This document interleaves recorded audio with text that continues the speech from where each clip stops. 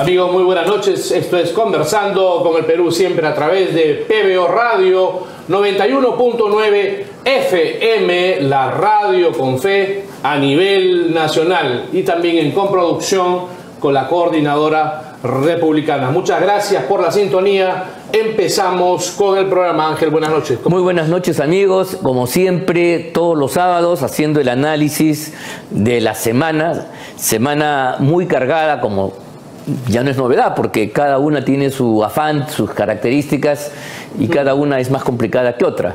En esta semana lo nuevo ha sido pues esta presentación, la formalización de la presentación de un proyecto de ley para que el Congreso de la República ponga en marcha un proceso constituyente, cuyo primer paso sería una suerte de plebiscito, de consulta popular, conjuntamente con las elecciones regionales y municipales convocadas para el mes de octubre del presente año.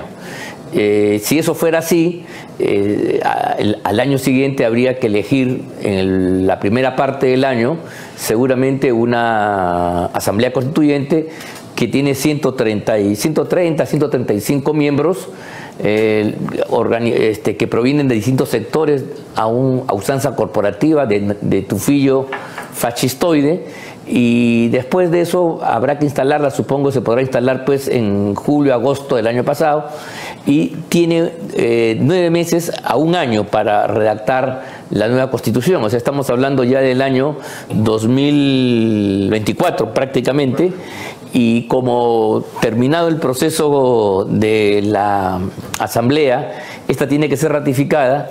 El referéndum se llevaría a cabo pues en la segunda mitad del año 2024, con lo cual, en el mejor de los casos, vean ustedes, tendríamos la nueva constituyente, la gran panacea que va a salvarnos de todos los males, del precio de la gasolina, el pollo, el pan, etcétera, que no va a llevar a un Perú mejor recién el año 25, o sea, 3 años después de la fecha.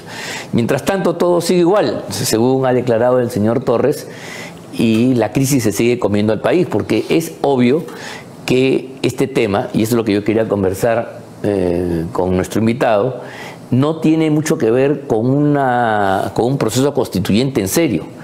Aquí la gente de Perú Libre y la gente del gobierno sabe que no es posible reformar la Constitución en un contexto donde están arrinconados y donde no tienen una mayoría en el Parlamento. Así como no es posible tener votos para la vacancia, tampoco es posible para que se dé curso a este proceso de reforma o de cambio constitucional. Sí. Entonces, no hay que buscar por ahí, digamos, la amenaza, como algunos creen. Ya se ponen a preocupar cómo hacer la nueva Constitución, que yo creo que es un ejercicio que ni Castillo ni ninguno de ellos cree, sino es un argumento más, es una suerte de bandera con el objeto de poder armar a su gente y confrontar con el Parlamento diciendo que este no quiere pues escuchar a la población, no quiere hacer una consulta, y algunos incautos que creen que el problema del desgobierno actual es un tema que tiene que ver con la Constitución y no con la desgracia de gobierno que tenemos, poder darles algún tipo de respuesta a esta desafección que obviamente su propia gente debe estar viviendo. Entonces se trata de una fuga hacia adelante, pero eso lo vamos a conversar con nuestro invitado al cual vas a presentar. Sí, los últimos acontecimientos pues están demostrando como protagonista Pedro Castillo, que no solamente está polarizando a la población peruana, ¿no?, mediante una asamblea constituyente que va a ser espuria, que no tiene la convocatoria y ni la credibilidad posible, sino que solamente a un enajenado mental se le ocurre convocar a una asamblea constituyente en plena pandemia, claro, en guerra externa, con una inflación de 8 puntos, es decir, con el país convulsionado y lleno de paros nacionales y huelgas generales. Pero de esto vamos a conversar, Ángel, con nuestro invitado, Iván Arenas. Iván, ¿cómo has estado? Alberto, ¿cómo estás? Muchas gracias. Con el cual ya hemos conversado en otras oportunidades, por lo cual ya casi no necesita presentación. Exactamente. Iván, tu primera impresión respecto a esta convocatoria asamblea constituyente, pues, que está definitivamente desestabilizando la economía nacional. No solamente, digamos, concuerdo con lo que he dicho los dos, con Ángel y contigo, Alberto, sino que Yo creo que esto es un tema, básicamente un tema discursivo, es una bandera discursiva. O sea, objetivamente es muy difícil plantear una asamblea, no plantear, sino llevar adelante una asamblea constituyente, desarrollar una asamblea constituyente. Claro. Es muy difícil por más que lo quisiera el gobierno, por más que lo quisiera los tiene que haber gobierno. características, o sea, tiene que haber un contexto y un viento a favor para que eso sea posible. Tanto objetivas y subjetivas. Y creo que el país no está en esa situación todavía. Y ellos saben muy bien que el país no está en esa situación. A diferencia de lo que pasó en Venezuela, en Bolivia, en Ecuador, donde sí había un viento a favor de la medida. Exactamente. Pero lo que pasa es que hay una situación absolutamente distinta. Lo que pasa es que el gobierno y básicamente los operadores de gobierno, y cuando digo operadores de gobierno, digo operadores que están fuera de gobierno, por ejemplo, Vladimir Cerrón y todo Perú Libre, los operadores de Perú Libre se dieron cuenta de dos cosas. La primera es que se le estaba yendo la unidad de la izquierda. Es decir, acuérdate tú cuando Verónica Mendoza dice que ella es oposición democrática, Bazán dice que, digamos, de alguna otra manera las operadoras de la izquierda, no perulibristas, sino de izquierda más mediáticas empezaban a darle ya a hacer críticas al gobierno de una manera tímida, pero empezaban a hacerlo, ¿no? Claro. Entonces había allí de alguna otra manera una fisura con el gobierno. Otras ONGs también empezaban a tratar el tema, en fin, gente de la propia izquierda empezaba ya a criticar tímidamente, pero empezaban a hacerlo. Lo segundo, en las regiones. Yo creo que estas dos cosas son fundamentales para analizar, porque yo creo que el gobierno y básicamente los operadores alternos, es decir, Vladimir Cerrón y su gente, se han dado cuenta que no pueden tener un gobierno sin la unidad de la izquierda. Y la unidad de la izquierda es básicamente la Asamblea Constituyente. No te podrá gustar el gobierno, no te podrá gustar los casos de corrupción que supuestamente hay, con todas las evidencias, evidentemente, pero la Asamblea Constituyente va más allá que Pedro Castillo. Entonces, se allanan Siri, Verónica Mendoza y toda la izquierda en pleno, y toda la izquierda empieza nuevamente a apoyar no a Pedro Castillo, sino a la propuesta. Y luego en las regiones, en un marco electoral en el que en este preciso momento hay elecciones internas y de alguna otra manera necesitan potenciar, necesitan, digamos, tener banderas discursivas en las regiones, y eso es importante por decirlo. Entonces, yo creo que esta es la bandera, digamos, importante, y esto es lo que no se está viendo. O sea, la gente piensa, normalmente los opositores de la oposición democrática piensa que esto es un tema que sí se puede dar sabiendo que no hay condiciones objetivas y subjetivas, y caen en el error de hacerle caso al gobierno, y el gobierno te lleva a ti las narices y ponen el tema en tapete, un tema que no está en el humor popular, en la realidad básicamente, ¿no? Ese es el tema. Yo tengo una teoría. Ante la atomización de la izquierda y ante el desmembramiento de los respaldos socialistas de izquierda al presidente Castillo, esta convocatoria a Asamblea Constituyente unifica a todas las izquierdas, a las izquierdas, y polariza la situación a favor de él. Claro que sí. ¿Quién va a criticar ahorita a Pedro Castillo por cualquier otra cosa? Tendría que pensarlo dos veces, porque están en esos momentos ese proceso de Asamblea Constituyente. Al contrario, así es. Al contrario, lo estaban criticando por no llevar adelante este programa. Yo he escuchado, por ejemplo, en Telesur, que es el programa internacional que financia la dictadura venezolana, mira, una línea crítica a Castillo a propósito de los paros, diciendo que estos paros eran para exigir a Castillo que cumpla sus promesas o que renuncie. O sea, cómo le daban vuelta, escuchen bien, desde el exterior, las fuerzas vinculadas al Foro de Sao Paulo, estas movilizaciones contra el gobierno, contra la anarquía, contra el desastre, eran vistas como una forma de movilización popular, porque hacían aparecer algún dirigente de ellos, ¿no? Diciendo de que pero con un discurso absolutamente distinto, ¿no? Claro. Pero entonces en esa lógica que plantear, o sea, sacar otra vez la bandera de la constituyente que el propio Castillo y Torres la habían mandado al desván, la habían ocultado, la habían guardado, tiene un propósito de armarse para la confrontación que se está desarrollando hoy en el país. Pero hay otro tema importante también. Es decir, el gobierno había perdido la legitimidad después de los 6 muertos.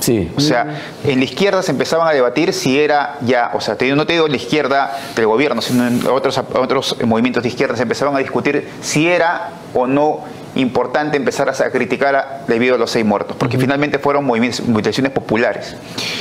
Y el gobierno se dio cuenta que el eje del poder, es decir, la legitimidad, que es importante, que le da la vida al poder, no lo tenía. Entonces el gobierno ha empezado a legitimarse nuevamente. Armó frentes, armó movilizaciones, armó a través de sus sindicatos, a través de sus operadores en los sindicatos, a través de medios de comunicación a nivel regional, empezaron nuevamente a legitimarse ellos, porque necesitaban eso, necesitaban legitimidad, y por eso convocaron un paro. Mira, fíjate, el paro fue tan mal convocado, pero fue tan artificialmente hecho que el paro no tuvo consecuencias, algo en Puno, pero más allá de eso, no tuvo un impacto que ellos esperaban. Pero lo que ellos sí han logrado es posicionar nuevamente su legitimidad, volver a confeccionar esa legitimidad que no la tenían, o sea, ya habían perdido. Después de los 6 muertos, en la izquierda hubo una discusión, porque tengo amigos que es de izquierda y discutían justamente eso, era y si ya había llegado el momento de criticar al gobierno y separarse del gobierno por esos 6 muertos que finalmente son muertos de la ola y del desencanto popular, porque son muertos del mundo, o sea, de la gente, ¿no? Entonces, ellos han confeccionado su propia legitimidad, ellos han confeccionado nuevamente a estas especies de patraña,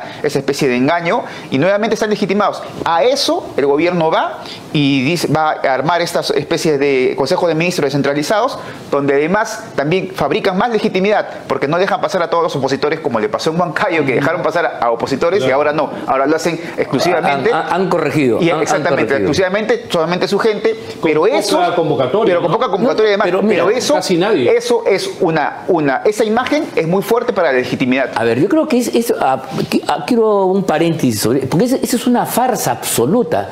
Ahí no se está tomando ninguna medida gubernamental. Esa es una medida extraoficial. Es un meeting del gobierno con sus atláteres y sus portátiles en distintas partes del país, a puerta cerrada. La ciudad ha sido tomada previamente por la policía y el ejército, como se hizo en Huancayo, como se hizo en otros lugares. En el propio Cusco también hubo lo mismo.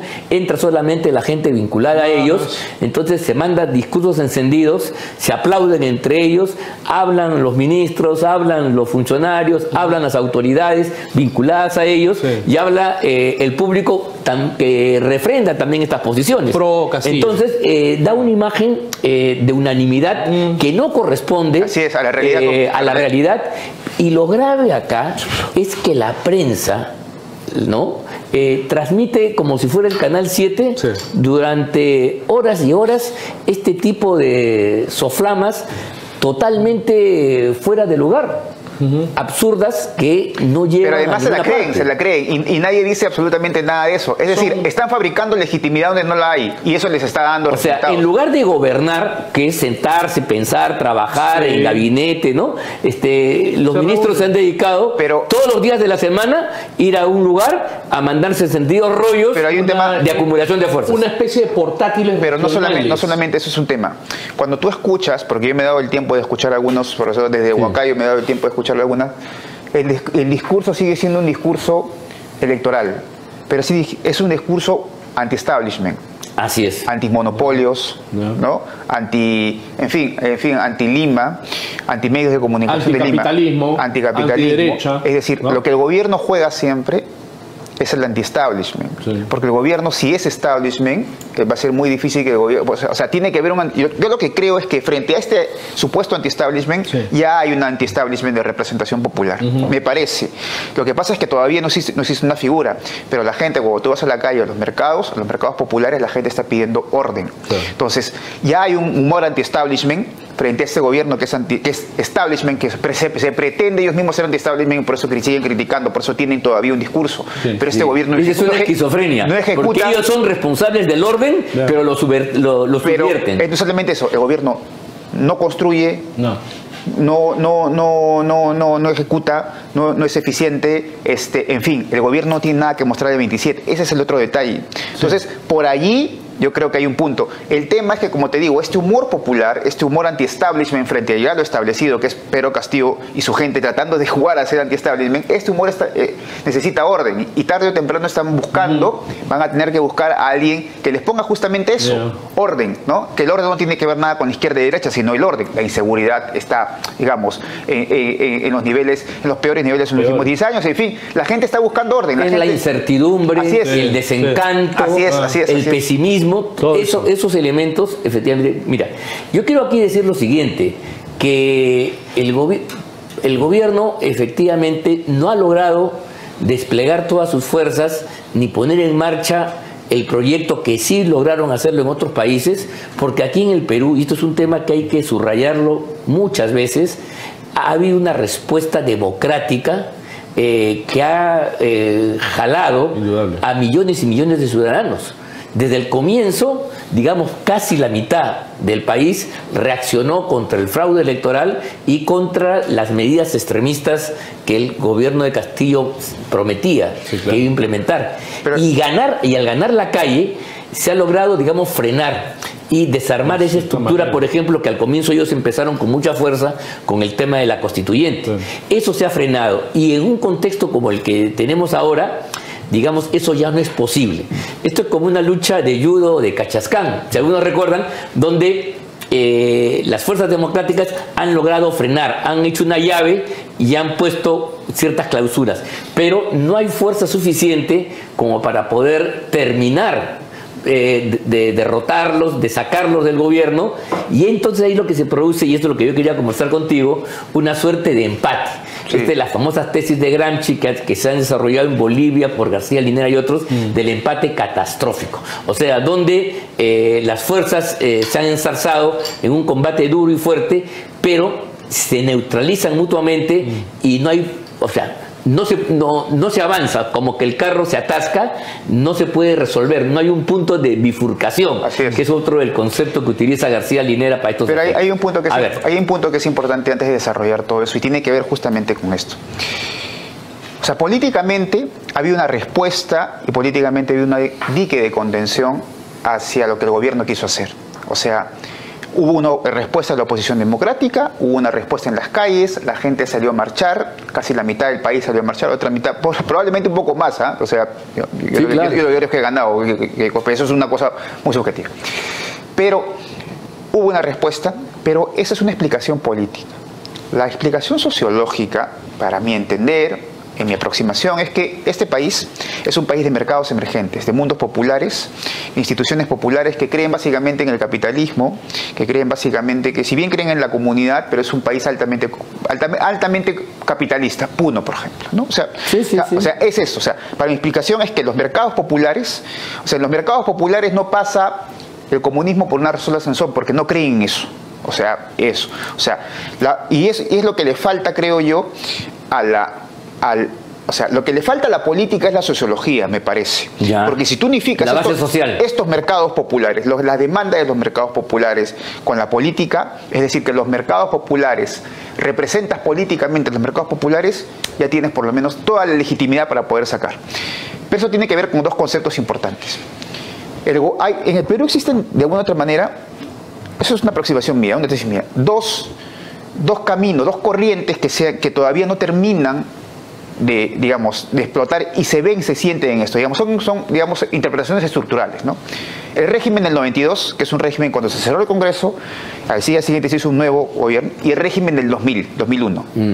Uno régimen económico y el otro régimen político-cultural. En el régimen económico ha ganado, las fuerzas capitalistas liberales, ¿no? Entiende ya la gente que sin capitalismo, sin liberalismo, el Perú está en nada. Y eso lo entienden los mercados populares muy bien. Sí.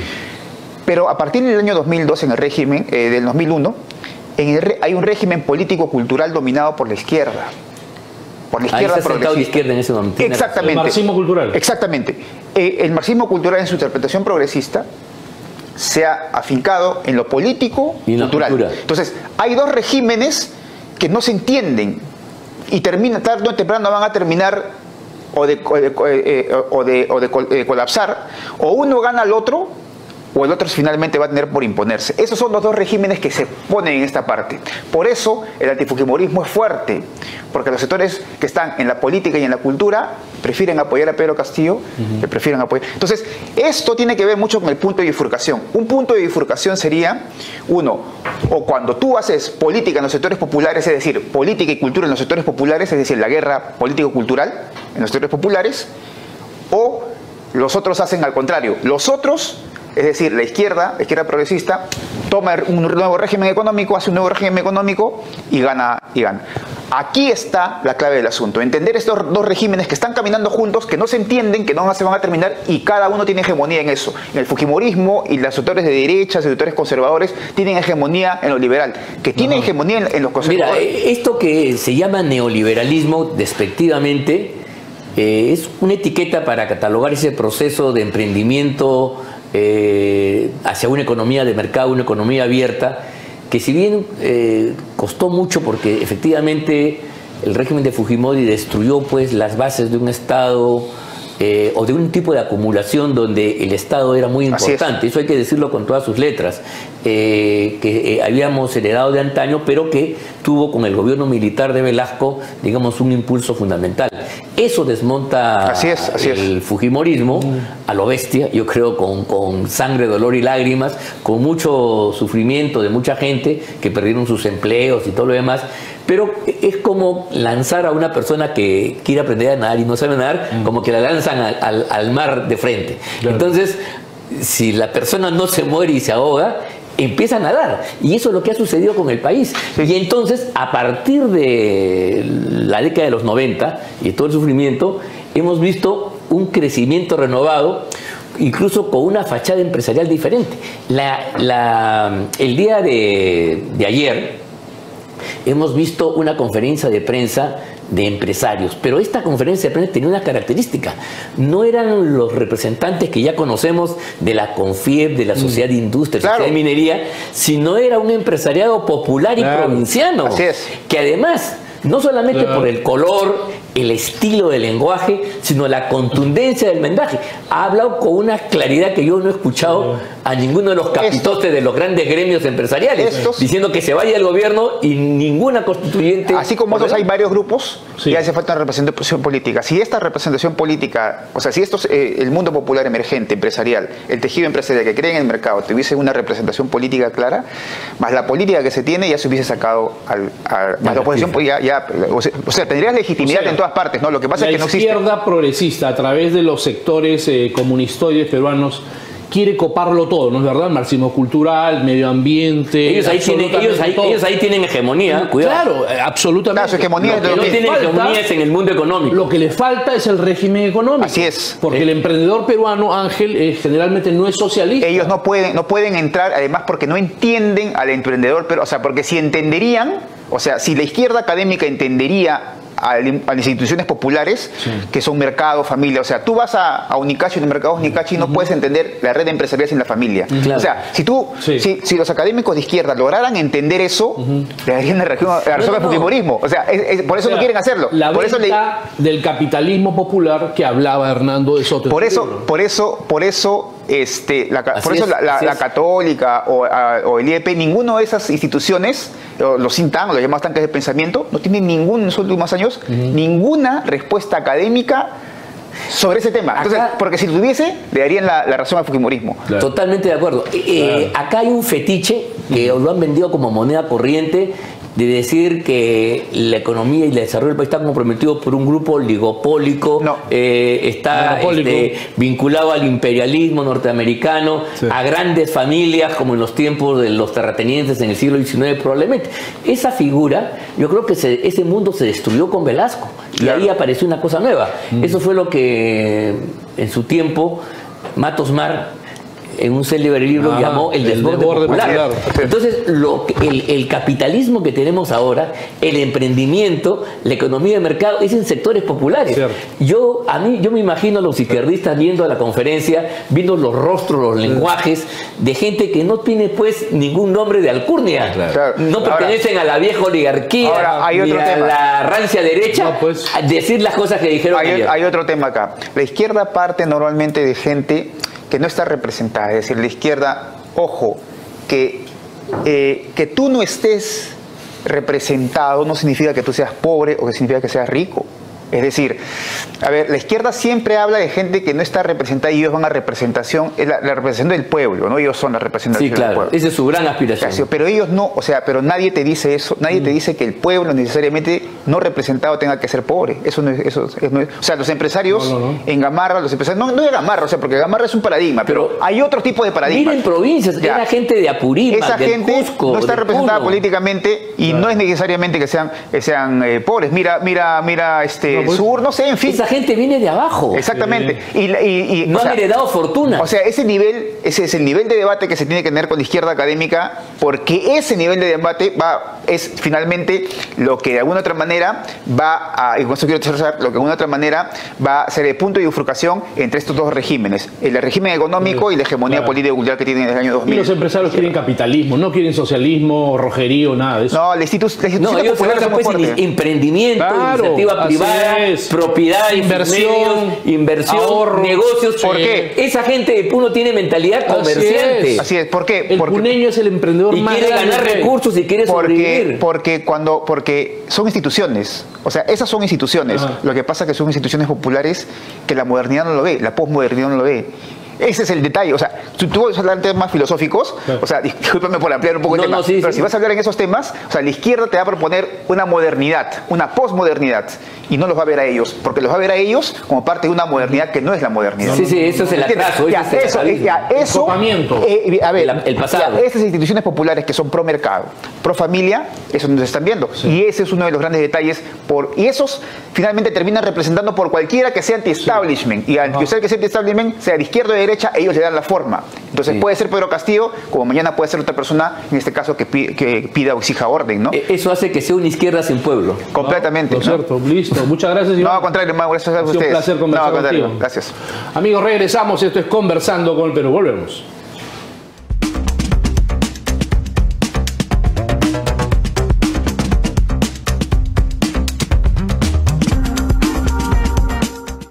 ¿Buscas planificar, desarrollar y ejecutar estrategias para una excelente campaña electoral? Ven y sé parte de nuestro curso especializado de imagen y marketing político con destacados especialistas en el rubro.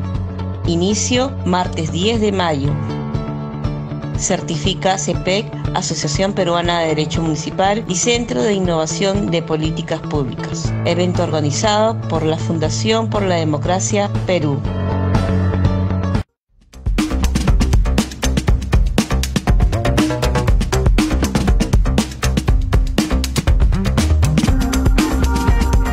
Amigos, regresamos, estamos en Conversando con el Perú. En estos momentos voy a presentarles a Juan Villarán, él es abogado, analista político con el cual vamos a conversar sobre el momento político actual. Juan, ¿cómo estás? Buenas noches. Encantado, Alberto, de nuevo. Muchas Muy gracias. buenas noches, por- Juan. Alberto. Todo un gusto estar contigo. Ángel. por estar con nosotros.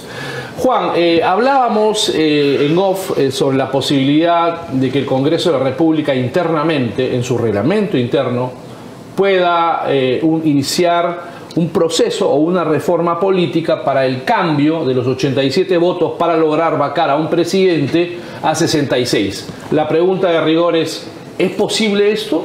Bueno, Alberto, no solamente es posible, sino que es absolutamente necesario, no por el hecho de vacar a Castillo, sino por su discapacidad para gobernar el país. Sí, claro. O sea, una cosa es lo técnico y otra cosa es lo práctico, ¿no? La salvación nacional, ¿no? La salvación nacional. Entonces, ¿por qué se permite hacer esto? Porque el reglamento interno del Congreso tiene rango de ley orgánica. Eso Sí, sí. ha sido ratificado 2 veces Sí, por sí. el Tribunal Constitucional. Cierto.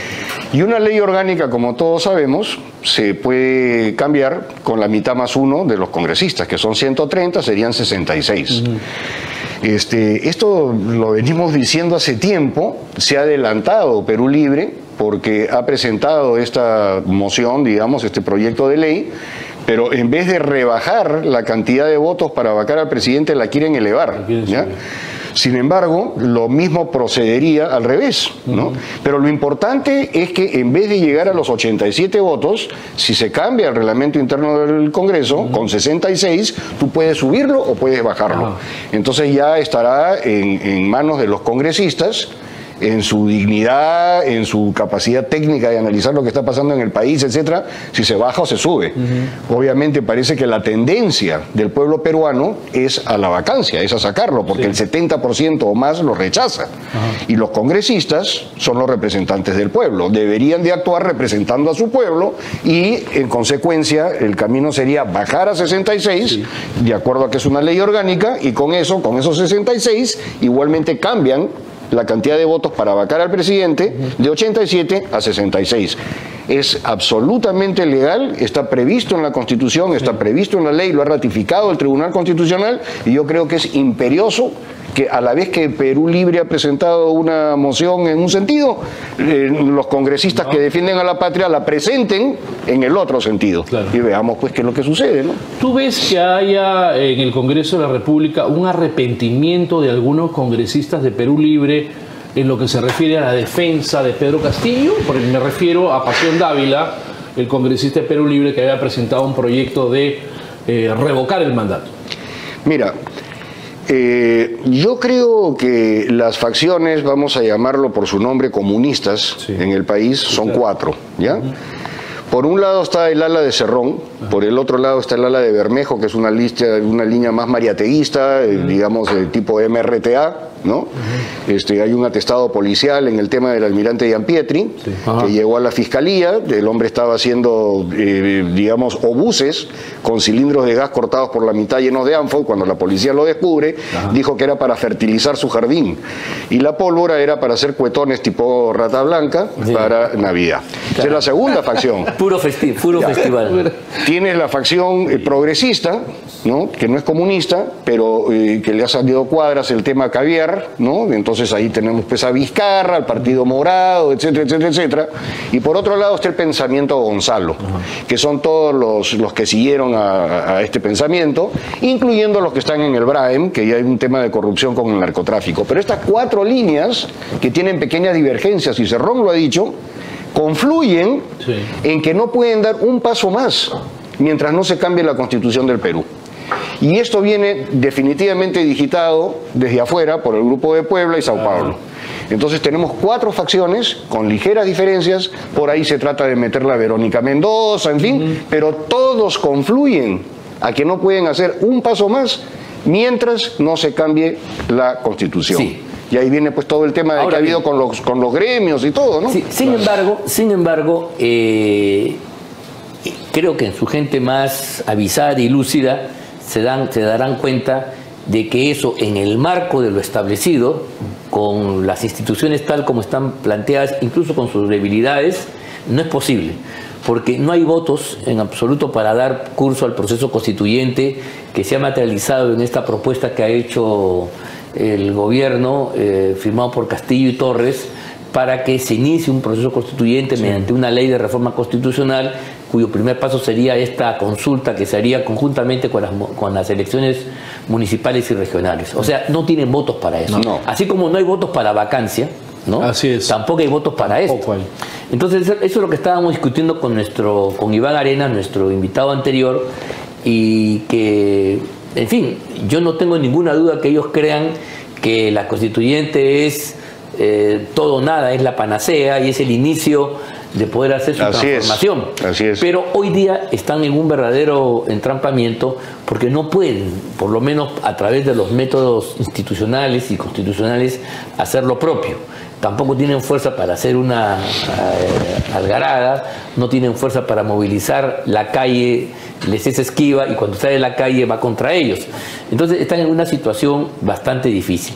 En ese sentido, habíamos estado conversando sobre este congresista de Perú Libre que ha presentado un proyecto y creo que ha recabado firmas de otros más, en el cual se está planteando un adelanto de las elecciones, ¿no? Y la verdad creo yo, y eso es mi pregunta, que si es que, siendo la propuesta del proceso constituyente algo que tiene que ser rechazado, y es muy probable que lo sea la próxima semana, sin ni siquiera pasar por el debate en el Congreso, porque basta que la Comisión de Constitución, que tiene que dictaminar, porque así lo ordena el reglamento del Congreso, no emita dictamen porque simplemente rechaza la propuesta, esto se va al archivo, claro, y ahí muere toda la epopeya, toda la campaña de Asamblea Constituyente y demás cuestiones. Eso queda ahí. Pero sin embargo, creo que podría darse una situación interesante en la cual ellos han metido el tema, hacer una consulta, pero una consulta distinta, en la cual se plantee, primero, si están de acuerdo o no con el gobierno, y segundo, que se adelante el proceso electoral, de modo tal que podamos, digamos, a comienzos del próximo año, tener unas elecciones, o sea, los mandatos se recortan, ¿no? Sería ratificado por el pronunciamiento popular en el mes de octubre de este mismo año, y podríamos salir, digamos, en meses. Bueno, habrá que sufrir un poco más, pero es que como estamos en un empate catastrófico, donde lo hemos bloqueado, pero no podemos derrocarlo, y ellos no pueden implementar sus cosas, bueno, parece ser que lo único sensato es lo que ha planteado este señor, al cual ya, por cierto, Cerrón y compañía lo ha descalificado. Pero no deja de ser una idea que habría que pensarla. Lo hicieron con Paniagua, ¿no? ¿Ah? Se hizo con Paniagua. Sí, sí, exactamente. Habría que recordar eso. Lo hizo con Paniagua. Adelantaron las elecciones. Hay jurisprudencia. No, claro. Y el Congreso, que tenía mayoría fujimorista, entendió que la situación no daba más. Porque mira, simplemente se ha podido ir. Mira, otra solución hubiera sido, se iba Fujimori, se fue, renunció, lo vacaron. Hubiera asumido el vicepresidente Márquez, que era Márquez. ¿Ya? Claro. Y el Congreso seguía. El Congreso solamente tenía un año, un poco más de un año. Tudela ya había renunciado, ¿no? Entonces, Tudela había renunciado antes, entonces quedaba Márquez. Claro. ¿Ya? Pero la gente consideró en ese momento que la crisis era tan grave y profunda que no había posibilidad de recomponerse en sus propios términos. Y era mejor resetear todo, cambiar todo y ir a un nuevo proceso electoral que se realizó justamente el año siguiente y Paniagua hizo un régimen de transición solamente, cuyo objetivo fundamental fue preparar las nuevas elecciones. O sea, ese escenario yo creo que no hay que perderle de vista porque podría ser una salida extraconstitucional, pero al mismo tiempo de raigambre y naturaleza democrática, porque apelar al pueblo para que se lleve a cabo una elección, por supuesto hay que corregir esas deficiencias que hay en la OMP y en el jurado y otras cosas más. Eso te iba a decir. Bueno, eso es, ¿qué te parece? Bueno, sí, para mí efectivamente no da para más. El Perú está entrando en una etapa de estado fallido, o sea, ya no está funcionando. Realmente los impuestos del próximo año no van a ser recaudados. Sí. O sea, no hay inversión. Pero lo que tú has dicho al final es muy interesante y muy importante, porque en estas elecciones del año pasado hubo una carencia total de personeros. Sí, claro. Entonces, con un jurado nacional de elecciones sumamente cuestionado, por decirlo menos, sí, claro. Lo único que cabe es que las fuerzas democráticas y el pueblo que rechaza y que estaría de acuerdo con este adelanto de elecciones, también se presente en las mesas y haga valer su derecho. No, pues habría que hacer una gran campaña nacional. Gran campaña nacional. De la pasividad anterior y entrar a una cosa. No vamos a entrar pues por inercia en otra situación como la que estamos viviendo.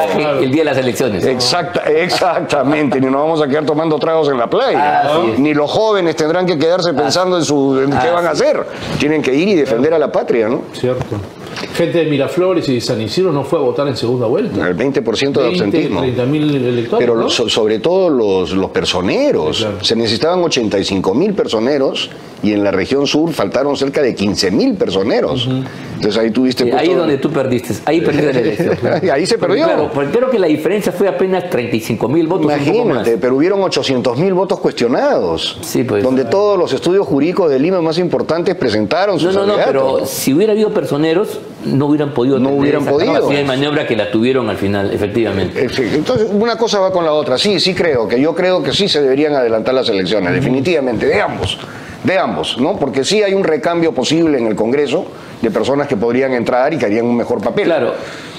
O sea, no solamente rechazar la Constitución, la nueva Constitución, la Asamblea Constituyente, sino también afirmar esto. Yo creo que eso sí sintonizaría con la calle y con la opinión pública que quieren que se vaya. Ahora, como no tenemos otros canales institucionales para poder deshacernos de la pesadilla, porque no tenemos los votos objetivos en el Congreso. La vacancia, entonces yo creo que apelar al pueblo es una salida... tiene sus complicaciones, pero es la más decente, la más plausible en un momento como este, ¿no? Y de aceptación popular, ¿no? Claro.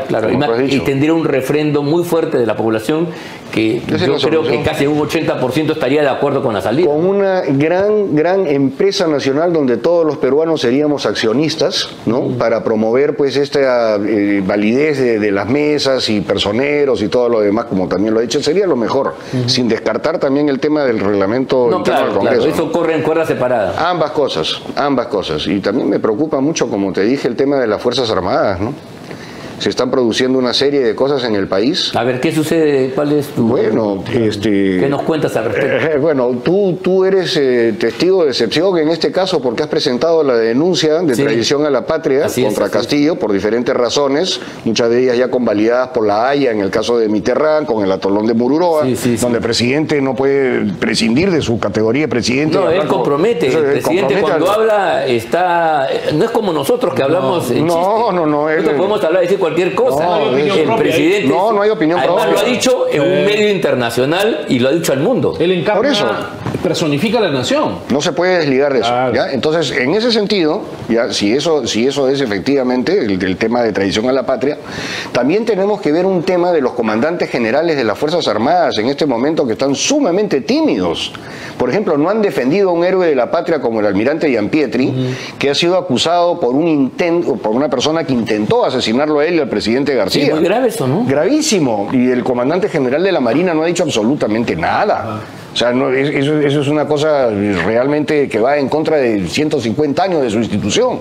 ¿Ya? Eso es uno. Pero dos, las Fuerzas Armadas, ¿ya? De acuerdo al artículo 165 de la Constitución, su función primordial es asegurar la integridad, la territorialidad, etcétera, del Perú.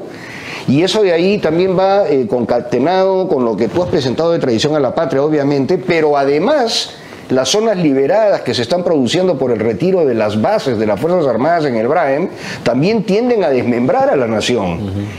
Hoy en día tú no puedes pensar en que la nación se va a desmembrar solamente por un conflicto interno, donde viene un país y te agarra parte de tu territorio. No, también puede ser interno. Puede haber un elemento separatista dentro de la República que también la desmiembre. ¿Y dónde están las Fuerzas Armadas? Claro. O sea, ellos tienen la obligación de defender a la patria también en ese sentido. Y si el presidente de la República no se los permite, entonces las Fuerzas Armadas se lo tienen que reclamar. Porque ¿a quién finalmente obedecen las Fuerzas Armadas? ¿Al gobierno o al Poder Constitucional? Al Poder Constitucional. Y la actuación del gobierno tiene que ser conforme a la Constitución para que la orden sea válida. Los comandantes generales, si por timidez no han obrado hasta el día de hoy en ese sentido, ¿ok?, ya tienen la obligación de hacerlo por las razones que estamos conversando, que son absolutamente técnicas y legales. Y si no lo hacen, ellos están cometiendo una omisión de funciones que está, digamos, tipificada también en el Código Penal. O sea, los comandantes generales tienen o la obligación de defender a la patria bajo el artículo 165 o atenerse a las consecuencias de no hacerlo, ¿no?, por omisión de funciones. Para eso están. Igual la Policía Nacional tiene que restablecer el orden, es un artículo 167. Entonces, si no lo hacen, yo veo que hay allí un tema penal respecto a los comandantes generales de las Fuerzas Armadas. Están omitiendo sus funciones constitucionales por timidez, no solamente porque tengan miedo que vayan a ser después enjuiciados por tomar una actitud inconstitucional, sino también pueden ser ellos denunciados por no haber obrado en defender a la patria. Y la patria se está desmembrando. ¿Qué es esto de retirar las bases del BRAEM? ¿Qué es esto de permitir todas las tomas que se están produciendo a lo largo del Perú con las mineras, etcétera? Todo eso tiende pues a crear un estado fallido. Las fuerzas productivas que nos van a hacer viables como país. Claro, entonces yo te vuelvo a repetir, la timidez que las Fuerzas Armadas tenían antes, ahora ya se está yendo al otro lado. Ahora son ellos los que no están cumpliendo con la Constitución. Es mi opinión, ¿no? Hay un temor al dicho, ¿no?, que las Fuerzas Armadas no son deliberantes, por eso a veces muchos de ellos no emiten opiniones. Que actúen, pues. Claro. No, pero claro, está bien que no sean deliberantes porque los asuntos públicos de gobierno son de los representantes elegidos por el voto popular. Ellos son garantes, pero cuando perciben de que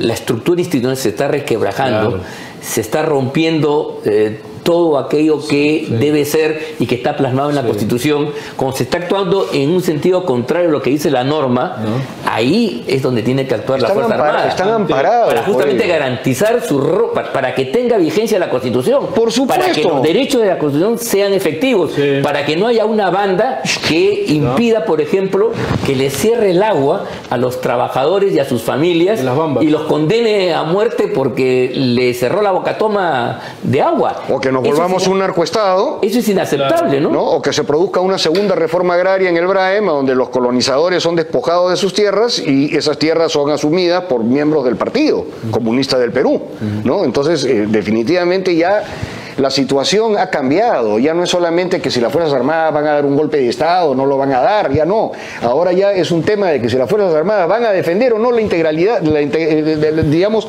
que el Perú sea un país soberano, que sea un país inalienable. Si no lo defienden, ellos están sujetos a una denuncia penal. Mira, eso es lo que yo creo. Juan, tú has dicho, el Perú, un país soberano, inalienable, el territorio es inviolable. Eso, la Fuerza Armada protege su integridad.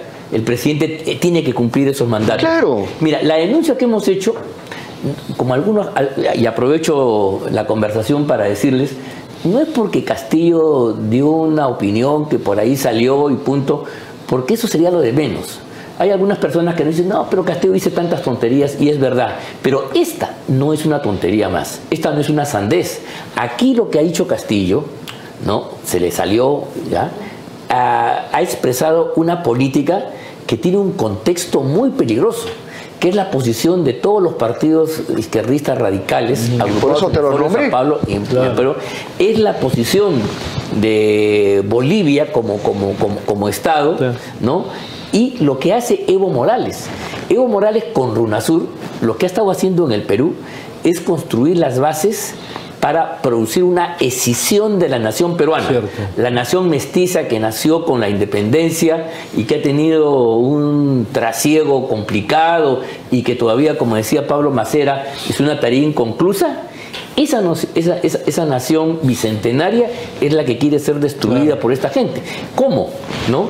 Levantando reivindicaciones de los pueblos originarios de naturaleza étnica, que efectivamente, como todo grupo humano, tiene sus particularidades, su visión, sus culturas, pero estas tienen que desarrollarse dentro del marco de unidad que es esta esfera más amplia de la nación peruana, como sucede con cualquier país. Pero si procede la maniobra de Evo Morales y compañía, lo que vamos a tener en el futuro nacional es una fragmentación de la idea de nación peruana. Vamos a tener otras nacionalidades que quieren ser Estado, y aquí se va. Entonces, esa es la famosa tesis que ellos han acuñado en la Constitución y le llaman dejar atrás el Estado-Nación, que repito, es el que nace con la guerra de independencia, y hacer un Estado plurinacional. Claro. Como lo han hecho en Bolivia, como lo han hecho en Ecuador y como en Chile ya está planteado en su proyecto de constitución. Si eso es así, el Perú como nación desaparece, porque vamos a tener enfrentamientos artificiales. Se va a levantar de reivindicaciones aymaras, quechas y de otras. Van a pelear entre ellos contra nosotros. Y porque ellos dicen, aquí no hay nación peruana porque esa es la opresión de la oligarquía criolla desde la independencia que ha oprimido. Entonces quieren voltear eso y generar una fragmentación. Eso es traición a la patria. Y en ese contexto es que él dice mar para Bolivia. Y por eso quiere cambiar la Constitución con un referéndum, ¿no? Para que el Perú deje de ser un Estado nacional y se convierta en un Estado plurinacional, como lo han hecho en Bolivia. Es la estrategia geopolítica de desmembramiento a través de las etnias, los pueblos y es una estrategia de fractura en lugar de trabajar por la unidad y mejorarla, te busca fragmentar para tener un espacio de enfrentamiento y contradicción que les permita a ellos ejercer una hegemonía y un dominio total. Por eso es que ocurren las guerras civiles. Eso es, pues. Por eso es que ocurren las guerras civiles. La patria nueva, ¿no? La patria nueva. O sea, yo no quisiera que el Perú llegara a un desenlace a la española de 1936. Claro. Porque todo estaba llevándonos a eso. O sea, realmente en el momento en que se produzcan estas fragmentaciones, ¿no? Se van a volver violentas.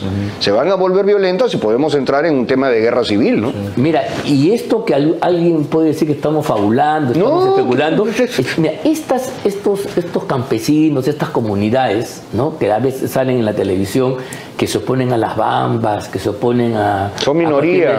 No, yo sé, pero es gente que ha sido convencida, ¿no?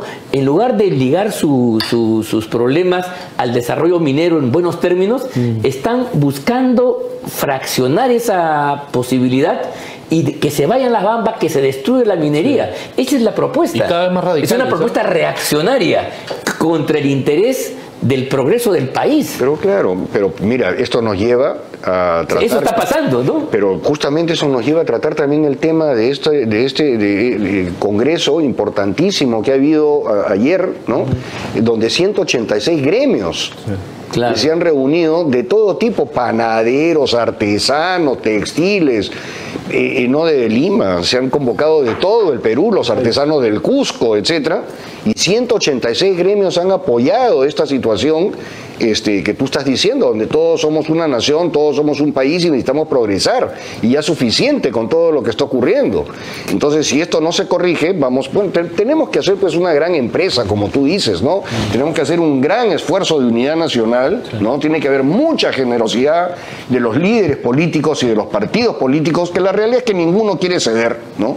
Y ellos se tienen que unir en aras de convocar elecciones limpias, de volver a tener elecciones, y la prueba ha sido pues en esta reunión de 180. ¿Dónde has visto tú, Ángel o Alberto, una reunión de 186 gremios? No, a mí me ha gustado mucho porque he visto un nuevo pacto social, ¿no? He visto un Total. empresario, mira, he visto un empresario diferente.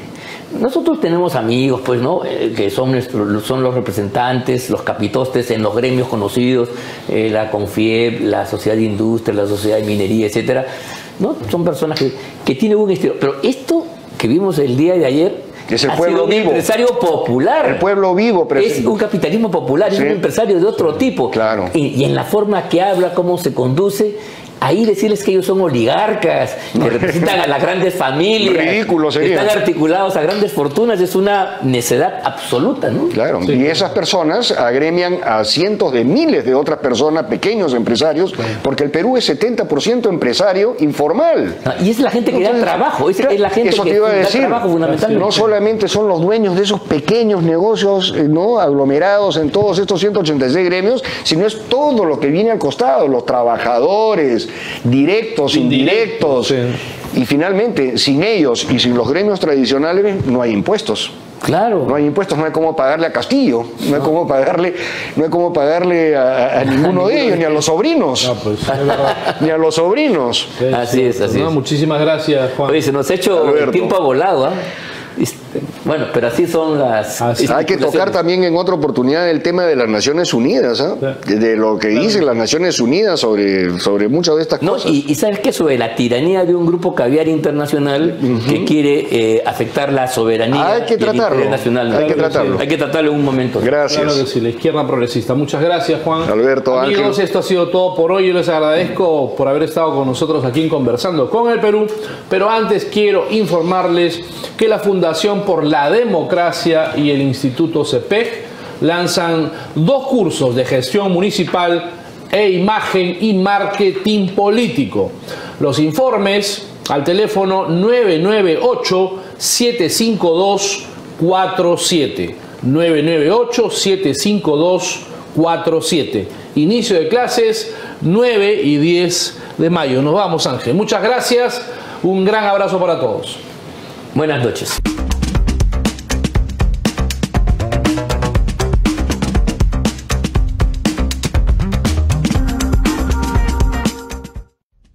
¿Buscas planificar, desarrollar y ejecutar estrategias de gestión en las distintas instituciones municipales de nuestro país? Ven y sé parte de nuestro curso especializado en formación en gestión municipal, con destacados especialistas en el rubro. Inicio 9 de mayo. Certifica CEPEG, Asociación Peruana de Derecho Municipal y Centro de Innovación de Políticas Públicas, organizado por la Fundación por la Democracia Perú.